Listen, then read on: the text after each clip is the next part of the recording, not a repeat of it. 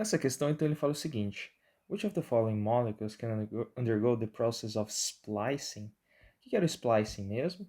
Então, nós tínhamos o nosso DNA, ele sofreu um processo de transcrição para formar o nosso RNA, e depois aqui, o RNA iria dar origem a uma proteína através do processo de tradução. Só que antes do RNA estar pronto para formar a proteína, ele precisa passar por algumas transformações. Logo depois que nós temos aqui a transcrição para RNA, esse RNA aqui ele pode assumir várias formas, né? RNA mensageiro, transportador, tem o RNA ribossômico, enfim. Mas, se nós estivermos falando aqui, né, sobre os produtos o primeiro produto, né, dessa transcrição, nós chamamos isso de primary transcript. O que é um primary transcript? É logo depois que nós tivermos DNA e nós tivermos feito a transcrição, vai ser o nosso primary transcript. O nosso primeiro produto dessa transcrição. Neste caso, se nós estivéssemos querendo fazer uma proteína, o nosso primary transcript seria o nosso pre-RNA, ou seja, o nosso primary RNA. Esse primary RNA ele vai ter que passar por alguns processos para se tornar o RNA mensageiro maduro, tá? Mature RNA. Só depois disso que ele vai ser traduzido em proteína. Neste processo aqui, nós temos várias transformações, como por exemplo, 5' capping, adição da poly A tail e nós temos também o splicing. O que era o splicing? Splicing é quando nós fazíamos ali a retirada dos introns. Então, se nós tivéssemos ali o nosso pre-RNA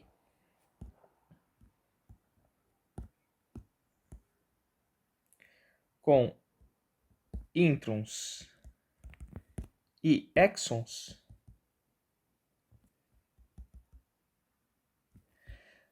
nós iríamos fazer ali a retirada dos intrusos e deixamos ali só os exons. Os exons, eles vão dar origem ali ao RNA mensageiro.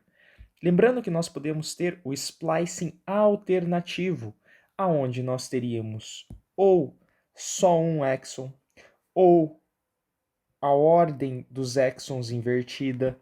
Então nós temos aqui, olha só, se nós invertermos a ordem, nós vamos ter uma molécula de proteína diferente depois que ela for traduzida, né? Nós podemos escolher quais exons nós vamos utilizar para fazer esse RNA mensageiro. Então existem várias e várias e várias possibilidades, tá? Para se trabalhar aqui com uma variedade e aumentar assim as possibilidades de proteínas a serem traduzidas. Beleza, visto isso, o que nós temos aqui? Ele fala o seguinte: qual das seguintes moléculas pode sofrer o processo de splicing? Então vamos lá, ó. A mature eukaryotic mRNA molecule. Aqui nós já temos um mature mRNA. Mature mRNA é quando nós já passamos pelo processo do splicing. Então esse daqui não pode sofrer o splicing de novo. A eukaryotic gene. Pessoal, aqui nós temos um gene. Gene está lá no DNA.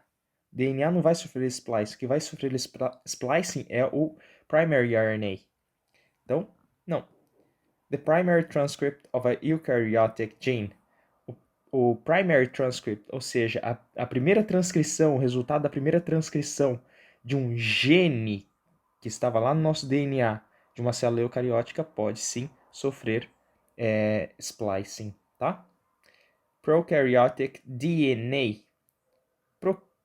Primeiro porque o DNA não pode sofrer splicing, né? Depois, prokaryotic, o que vai acontecer lá, né? Nas células procariontes, nós vamos ter ali, por exemplo, o DNA, que vai ser já traduzido. E olha só, aqui nós vamos ter o RNA sendo formado. Aqui nós temos a RNA polimerase fazendo essa tradução, né? Então ela está andando nessa direção. E logo em seguida nós podemos ter ali, olha só, os ribossomos fazendo a produção da proteína, fazendo a tradução. Então, o que acontece ali na célula procarionte? Nós temos o DNA sendo transcrito aqui em RNA, pela RNA polimerase, e nós podemos ter aqui, olha só, os ribossomos já lendo esse RNA e traduzindo em proteína. Por esse motivo, a maior parte ali do material, do produto da transcrição do material genético das bactérias não vai ser submetido ao splicing, porque a maioria dos RNAs, do jeito que eles já saem, eles já podem ser ali traduzidos pelos ribossomos, tá? Então não temos ali um processo como nos eucariontes. Então veja que é um mecanismo em que não temos, né, a separação ali, olha só, a transcrição ocorre no núcleo, depois o RNA aqui vai ser traduzido lá no citoplasma. Isso daqui ocorre nos eucariontes. Nos procariontes, por não haver núcleo, essas etapas podem ocorrer simultaneamente, tá? Então, aqui também o prokaryotic DNA não vai ser. E uma proteína, a proteína não vai sofrer splicing, porque ela está depois aqui, né, do processo de splicing, tá bom? Então, o gabarito vai ser C.